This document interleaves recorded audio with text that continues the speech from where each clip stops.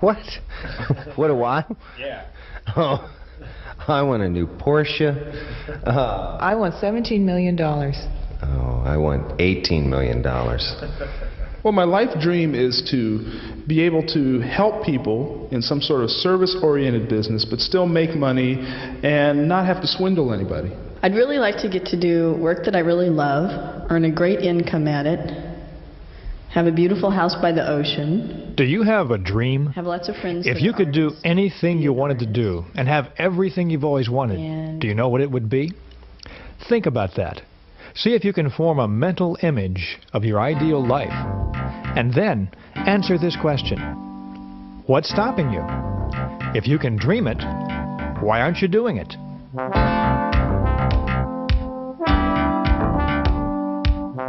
This is The Magic of Thinking Big, a plan for personal success by Dr. David Schwartz, one of America's foremost experts on motivation. David Schwartz is president of Creative Educational Services, Incorporated, and he's a professor at Georgia State University. He's presented his ideas at thousands of conventions, management seminars, professional meetings, and clinics. And he's also helped thousands of people work better, sell better, manage better, earn more money, find greater happiness and personal satisfaction. On these tapes, David Schwartz will show you how to think big, how to believe in yourself, how to overcome enemies of success such as fear, excusitis, and self-doubt. You'll learn effective confidence-building techniques and how to turn defeats and setbacks into victories. You'll discover how to make your attitudes your allies for achieving success. And David Schwartz will show you how to think and act like a leader. So to start you on your road to success, here is David Schwartz. Success means many wonderful, positive things. Success means personal prosperity, financial security, a better life for you and your family. Success means finding real happiness and real satisfaction from life. Success, for those with the courage to pursue it, is the goal of life. At the outset, keep in mind that the size of your success is limited only by the size of your thinking. If you think small, with small ideas and small ambitions, then your success in turn will be small. But if you think big and believe in yourself, then your success will also be big. And here's the good news. No matter who you are, or what you are, or where you are right now, you can start thinking big. You can travel the road to big success. In fact, that's what you're doing at this very moment. You are taking your first giant step toward learning and applying the magic of thinking big to your life.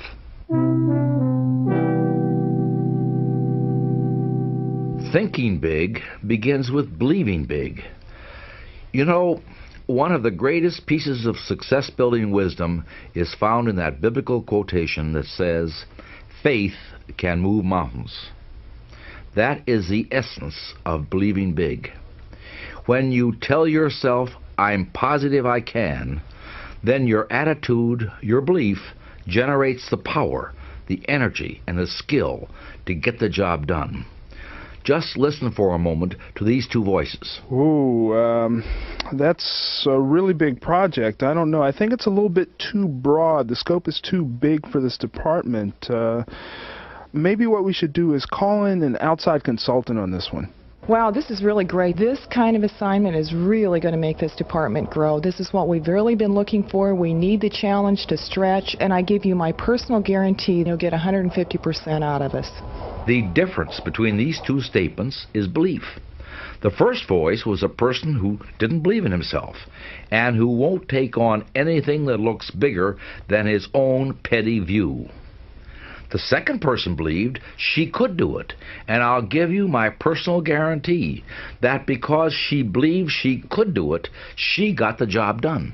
You see, belief is like a thermostat that regulates what we accomplish in life. Study the person that's just shuffling along down there in the mud of mediocrity. He believes that he's worth very little, and so he receives very little, and he accomplishes very little. His lack of belief in himself shows through in the way he walks, the way he talks, and the way he acts. Unless he can readjust his belief thermostat forward, his image of himself is going to continue to shrink.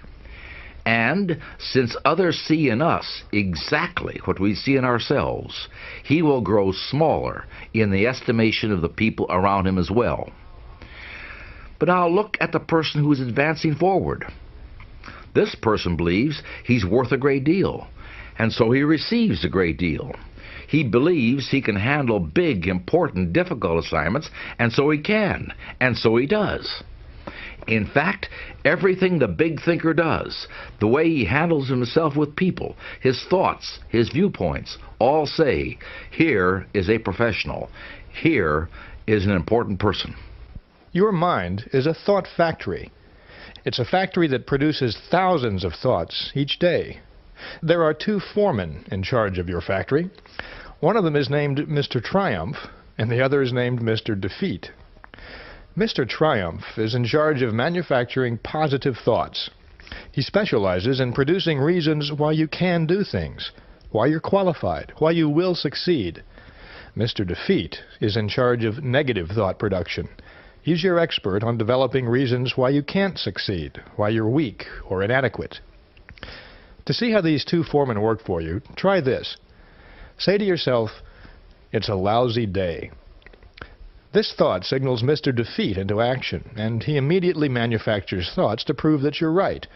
It's too hot, or it's too cold, or business looks bad today, sales will drop, you don't feel like dealing with customers, you have a headache, your wife or your husband was in a bad mood this morning. Mr. Defeat is amazingly efficient. In just a few minutes, he's done his job so well that you're completely convinced that this is a really bad day. But now tell yourself, this is a fine day, and this time Mr. Triumph is signaled into action, and he tells you, yes indeed, it's a wonderful day. The weather's refreshing, it's good to be alive, you can catch up on all that work today. It's a pleasure to be doing business on a day like this. And before you know it, it is a good day. Mr. Defeat will tell you why you can't land the Mortimer account. Mr. Triumph will tell you why you can. Mr. Defeat will tell you why you don't deserve the promotion and why you shouldn't even bother to try for it. Mr. Triumph will show you why no one else on earth is more qualified for that job than you are. Mr. Defeat will help you prepare a brilliant case against the guy you work with. He'll show you why he's impossible to be around and how he makes your life miserable. Mr. Triumph will show you his positive qualities and help you find ways to make your association with him succeed. The more you work with either of these foremen, the stronger they become, and the more space they take up in your mind. If you give Mr. Defeat more work, he'll take up more and more of the space, so that eventually your thought factory is producing nothing but negative thoughts. But if you give Mr. Triumph the work, then your thought factory will produce the thoughts that will propel you towards success. In fact, you can fire Mr. Defeat. You'll discover that you really don't need him at all. You can use Mr. Triumph 100% of the time and produce only positive, productive thoughts. The result of this kind of thought production is the most basic ingredient in personal success: self-belief. A few years ago, I heard a remarkable story from an executive who talked to me after I addressed a group of business people in Atlanta. He told me that he had a personal experience that tied in perfectly with my talk that evening, and he wanted to share it with me. So we went to a coffee shop and made ourselves comfortable, and this is what he told me. About 5 years ago, I was just plodding along. I had a sort of an average job in an average place. I was living in St. Louis. I have a wife and 3 kids, and really wasn't very happy with my life. And something changed in me that I wanted to tell you about. It really directly related to what you were saying this evening. There was a job offer that came up in Atlanta for a little bit better money than I was getting at the time. And I thought, why not? You know, I'll go down and check it out. And I went down there, and in my hotel room the night before, I started thinking, why am I knocking myself out for this little measly pay raise, coming to Atlanta, relocating everything, uprooting my wife and kids, And I started thinking about friends that I had that were doing a lot better than I was, people that had lived near me or people that I had known in my business, and they were doing much better than I was. And I thought, what's different about them? And I actually sat in and started making a list of characteristics that they had and characteristics that I had, and I couldn't come up with anything really that they had that I didn't have. They weren't better educated, they weren't smarter than I was, they didn't have any better connections, and then it finally hit me. The difference was self-belief. It was faith in myself, and I didn't have that. I had been convincing myself and preaching to myself that I didn't deserve it, that I wasn't any good, or that I was average. I had never let myself believe that I could really be a success. That was a revelation to me. It was hard to accept that at first, but once I realized that was what was holding me back, it was like this big weight lifted off. It was incredible. My whole life changed. It was really that remarkable. I stayed up till 3 o'clock in the morning going over this stuff. I went into the interview the next morning, 9 a.m. I wasn't the least bit tired. In fact, I was still jazzed. I was totally charged up. And I went in and I asked for half again as much money as I had planned to. And because I had self-belief and because I had confidence, they gave me the job. Since then, I'm one of the top guys in the firm, and I've really established myself as somebody who can bring in the business. And the firm reorganized 3 years ago. I got a huge bonus, a stock option, and a salary increase. Everything has just been going up and up since then. I realized that it was that discovery that night that I made, my discovery of my own self-worth and my belief in myself, that made the difference. Like everyone says, you can't sell a product if you don't believe in it. And it's the same with yourself. Now, I believe in myself. That's a remarkable story. And it's not unique. Time and time again, people have proven they can change their lives. They can increase their earning power, improve their self-esteem, change their self-image, sell themselves better, live better, be happier, and achieve greater success. And it all starts with self-belief. There are examples of the power of belief all around you. Today we fly on jet airliners because back at the turn of the century, two bicycle mechanics, Orville and Wilbur Wright, believed in themselves and their ideas. Astronauts landed on the moon in 1969, one of the greatest achievements in the history of mankind, because of the skill and determination of thousands of dedicated people. And those people were all inspired by the words and leadership of one man, John F. Kennedy, who had the power of self-belief. Right now, today, more people are becoming millionaires in America than ever before. Contrary to the Mr. and Mrs. Defeats of this world, the fact is there are more opportunities for success and big achievement right now than ever before in history. This is a fabulous, wonderful time to be alive, and you can make the most of it if you begin by believing in yourself. So I want to offer you a guide for developing the power of self-belief. It goes like this. Number 1, think success. Don't think failure. At work, at home, with business associates, or with family and friends, substitute success thinking for failure thinking. When you face a difficult situation, think, I'll win, not I'll probably lose. When you compete with someone else, think, I'm equal to the best, not I'm outclassed.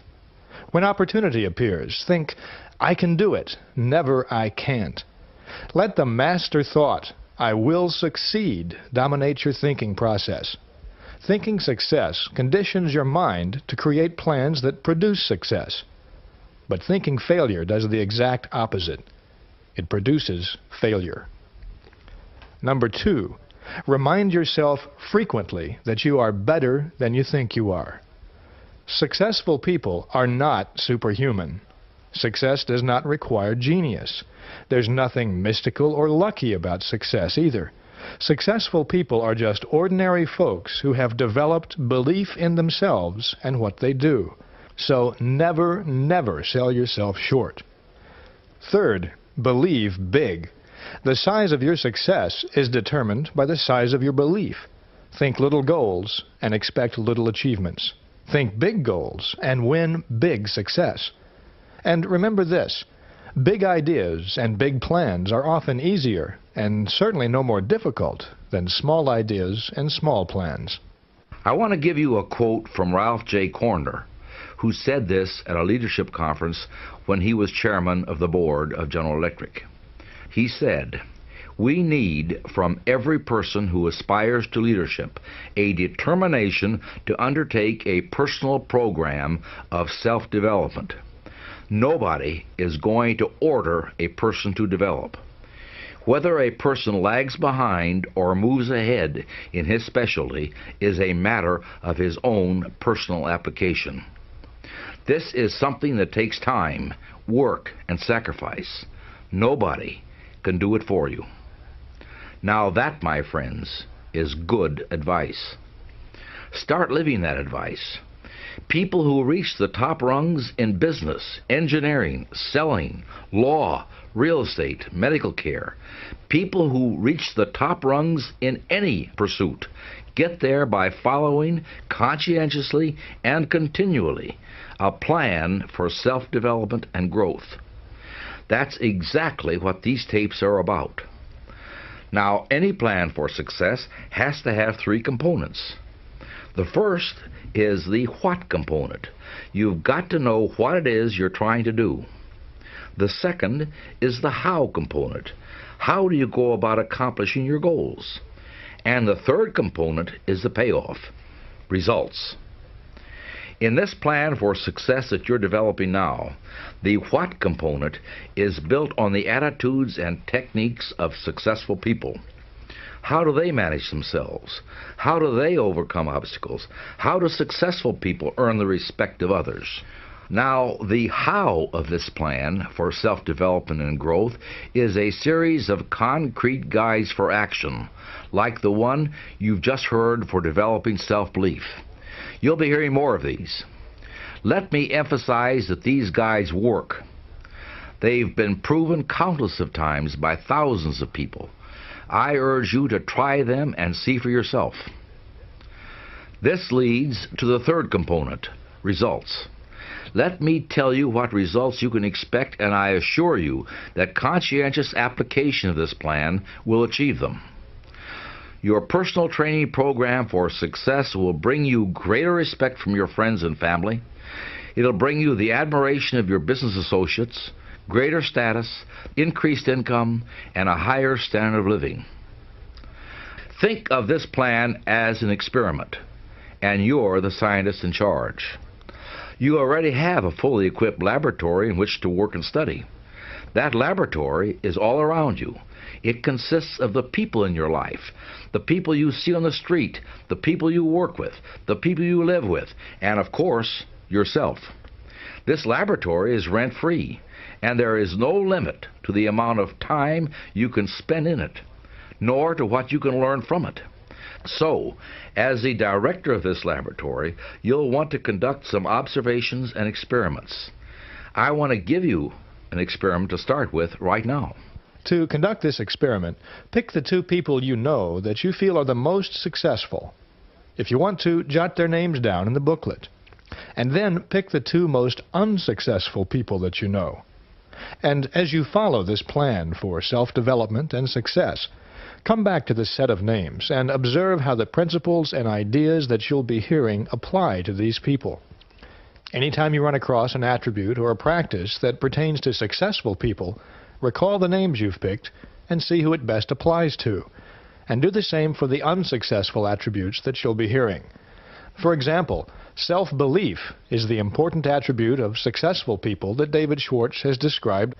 Which of the people you've picked does it apply to? If your experiment bears out the results of others who've conducted it, you'll notice that successful people adhere to the techniques and methods of positive big thinking, while unsuccessful people display the attributes of self-defeat and mediocrity.